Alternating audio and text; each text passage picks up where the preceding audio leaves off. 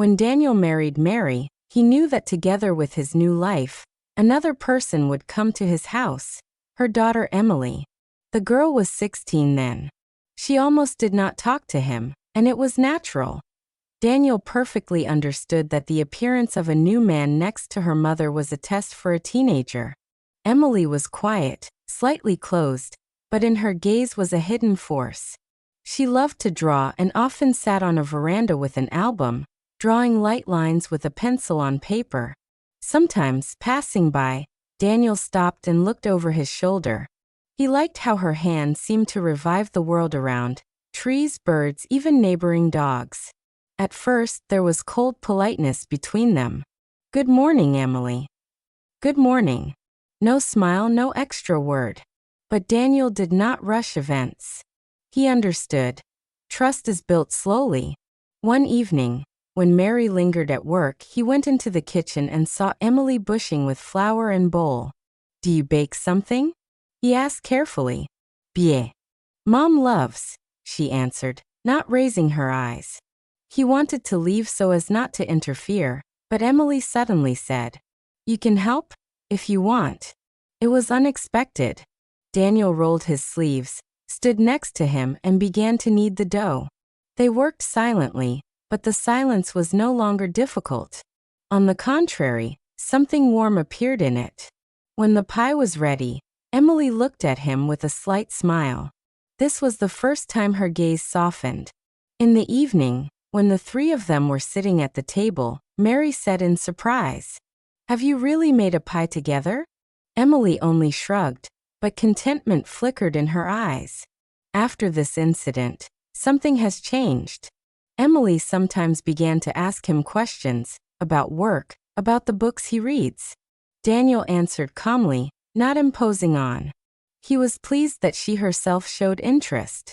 He especially noticed how she watches when he was repaired in the house.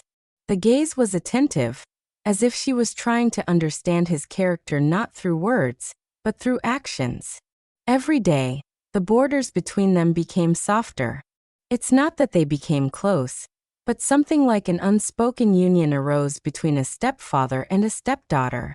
They both felt. In this house, everyone in their own way is looking for a place where it would be calm. One evening, when the rain drummed on the roof, they sat together in the living room. Mary lingered again. Emily leafed through the book, and Daniel looked through the newspaper. There was quiet music in the room. At some point, she said, "You know, I thought you would be different." "What?" he asked, raising an eyebrow. Emily thought, then quietly said, "Alien." Daniel felt these words touched him. He wanted to answer, but said nothing. He just smiled, softly, almost imperceptibly. Since that evening, their dialogues have become longer. She shared stories from school, complained about her friend who betrayed her trust. He listened, sometimes advised, but more often he was just silent, allowing her to speak out. And gradually Emily began to open. Not sharply, not immediately. Rather like a flower that slowly spreads the petals towards the light. But along with this, thin, subtle hints began to appear. Views lingering longer than usual. Random touches when he handed her a book or mug of tea. And each time Daniel said to himself, "This is just an imagination. She is a teenager. She is looking for support." However, deep down he understood. The border between the stepfather and stranger sometimes becomes too subtle. And that was only the beginning. Autumn came unnoticed. Evenings became longer, and the house seemed quieter. Mary was increasingly lingering at work, and Emily spent more time with Daniel. It was a new sensation, as if the house no longer belonged only to the mother, but became their common space. Once Daniel noticed that Emily was sitting by the window and drawing something in the album. He came closer and saw he himself was on paper, in a chair with a book in hands, with glasses on the tip of the nose. "Do you draw me?" He was surprised. Emily blushed and quickly slammed the album. "It's just, I was practiced." Daniel grinned, but said nothing. He felt. For her, it is not just practice. And for the first time, he realized that his presence in her life became something more than he imagined. Emily had difficulties at school. The teachers complained about her carelessness, and once she came home in tears. Daniel found her in the hallway.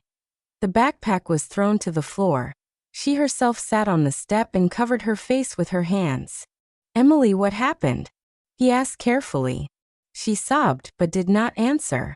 Then he crouched nearby, not touching, just waiting for her to decide to speak. Minutes stretched for a long time. Finally, she raised her eyes. "They laugh at me. They say I'm strange, that I have no friends, that I am all the time in my world." Daniel sighed. "To be in your world is not a flaw. This means that you have an imagination." She shook her head. "You don't understand this. At school, this is not appreciated." He wanted to choose the right words and finally said, "I know what it means to be stranger. But sometimes this is what makes us stronger." Emily looked at him as if for the first time she saw not just the mother of my mother, but someone who knows her pain. This look lingered longer than usual. After a couple of weeks, electricity was turned off in the house, an accident on the network. Mary was again at work, and Daniel and Emily lit candles. The shadows trembled on the walls. The room smelled of wax. "Like in the old days," he said, smiling. Emily laughed for the first time in a long time. Her laughter was light, sonorous, and Daniel suddenly realized that he had never heard him so clearly. They sat on the floor, drank hot chocolate, and told stories. Emily shared school memories, and he, ridiculous cases from youth. It seemed that the difference in age, in roles, disappeared between them. Only two people remained in the warm light of candles. "At some point," she said, "you know, sometimes it seems to me that I can trust you more than anyone." These words were dangerous. But sincerity sounded in her voice, not a challenge. Daniel felt something trembling inside him. He replied, "It's mutual, Emily." She smiled, and in this smile there was more gratitude than he could expect.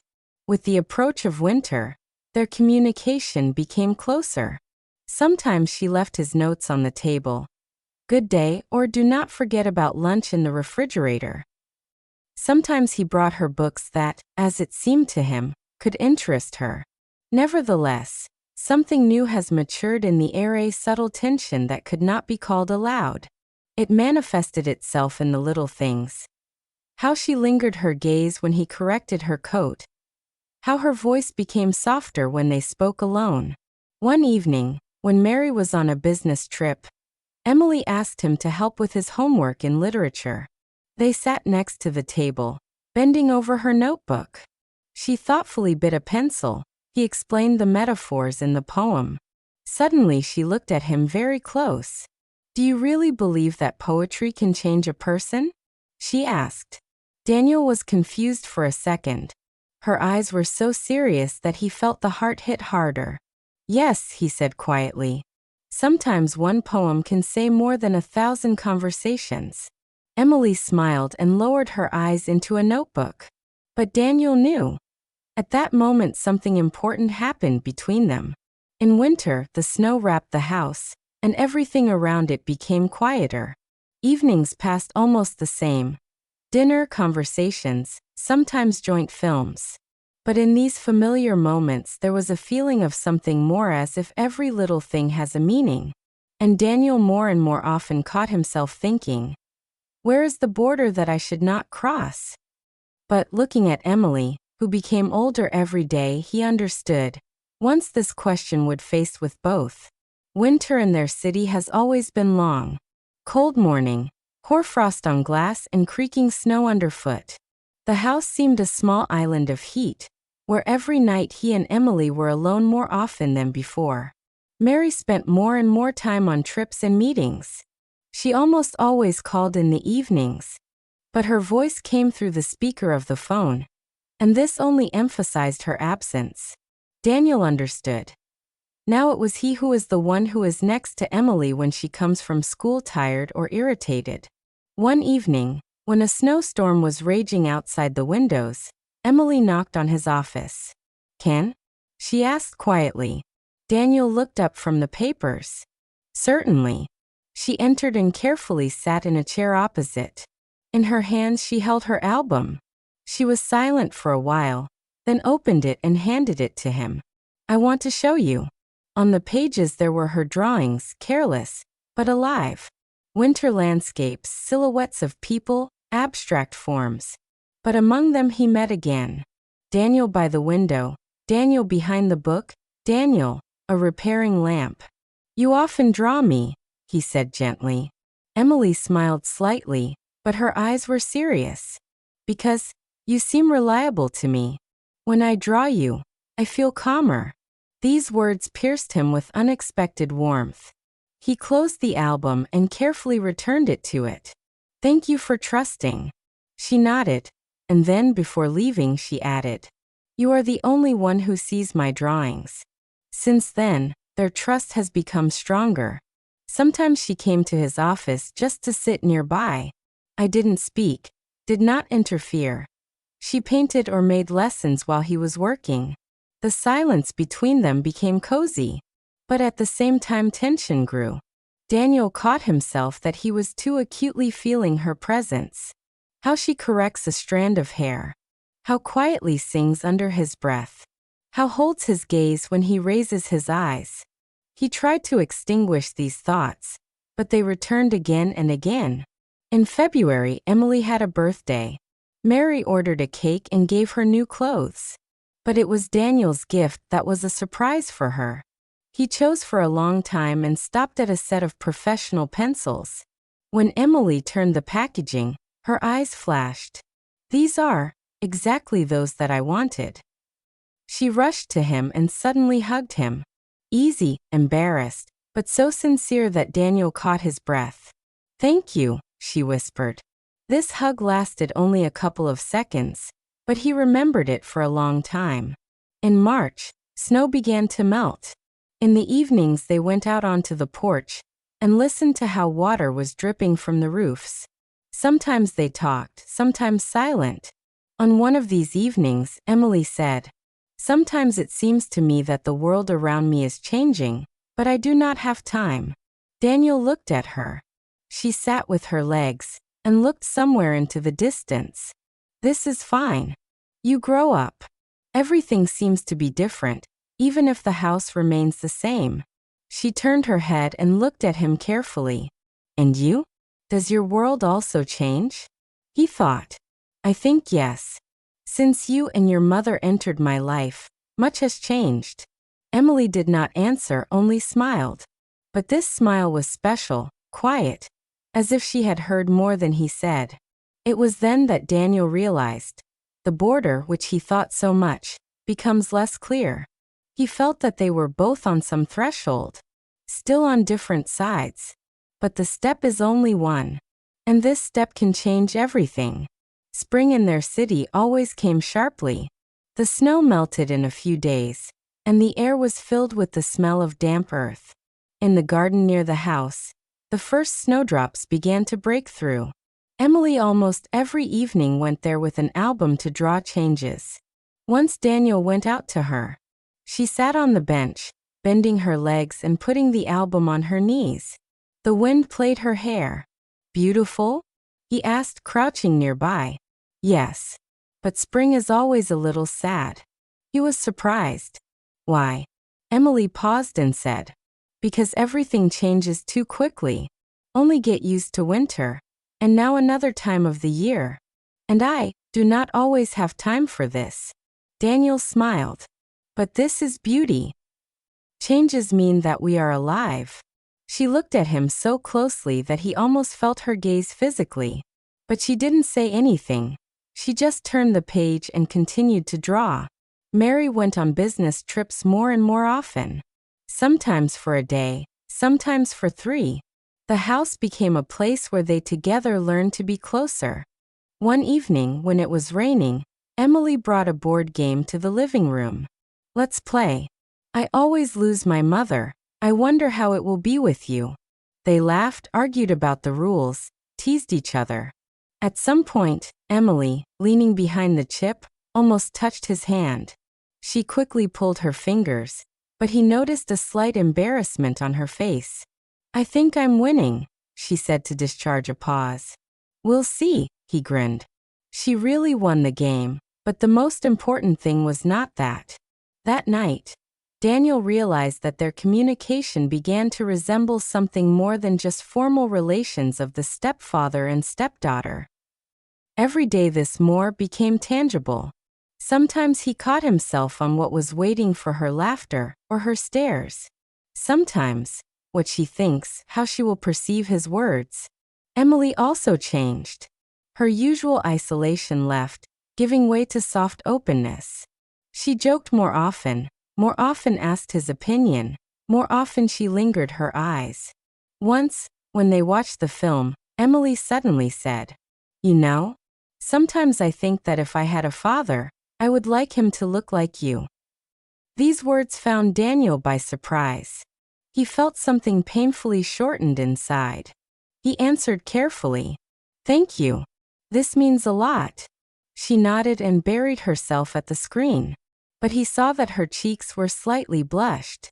In April, the school arranged an exhibition of artwork. Emily doubted for a long time whether to show her drawings. But Daniel insisted, "You have talent. It cannot be hidden."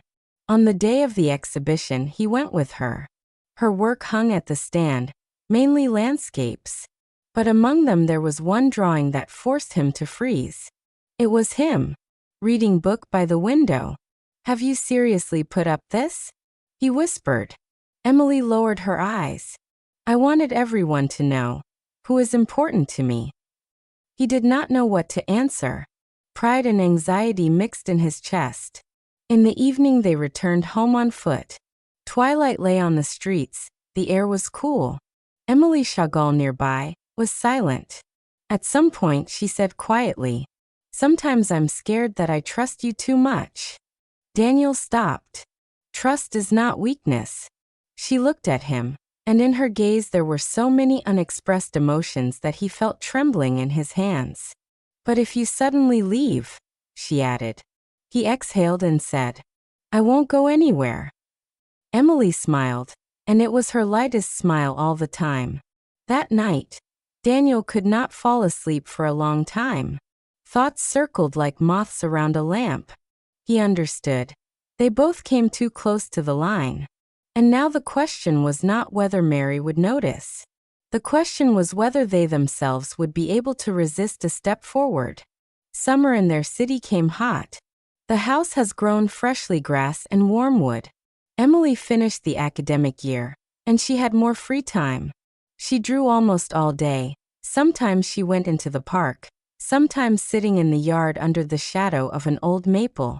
Daniel noticed. Her drawings are changing. They have more light, more air. But still familiar outlines flickered. A silhouette by the window. A male figure in an armchair, hands holding a book. One evening, he and Emily sat on the porch. The sky was painted with a sunset. The voices of the crickets sounded around. Mary left again, now for a whole week. Emily was silent longer than usual. It seemed that she was going to say something, but does not dare. Finally she spoke. "You know, I thought, maybe we were not just neighbors in the same house." Daniel looked at her carefully. There was no naivety in her voice, only seriousness and light trembling. "We became a family," he said carefully. Emily nodded, but something else flashed in her eyes.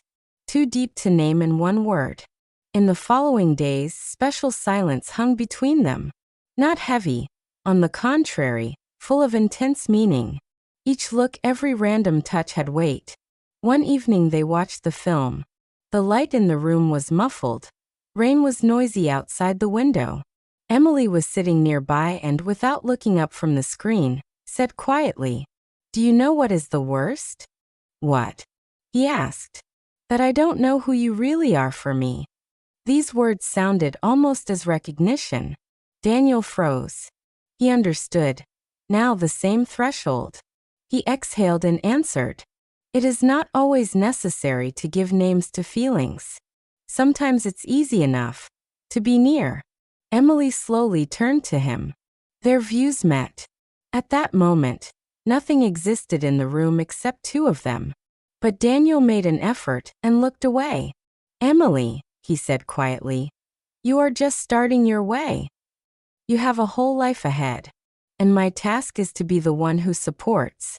She was silent for a long time, then nodded. And again she looked at the screen, although her eyes remained wet. The next day she gave him a drawing. It was on him an old maple in the yard and two figures under his shadow. Without faces, without details, only silhouettes. This is us? He asked. Emily smiled. This is just two people who found each other. Daniel carefully took the drawing. And he realized, this is precisely the meaning of their history. Not to cross the border. And in order to learn to live on its edge, maintaining trust and warmth without destroying them. Summer was calm. Mary returned, and the house was again filled with her presence. Life went on the usual turn. The three of the dinners, conversations, care. But deep down, Daniel and Emily knew. Between them there would be something that does not need words. A subtle connection woven out of confidence, views, unspoken thoughts. She will go further, look for her path. He will be near like support, like a quiet light. And maybe this is exactly what the real completion of their history. Not in the finale, but the beginning of the new, already without words, but with understanding.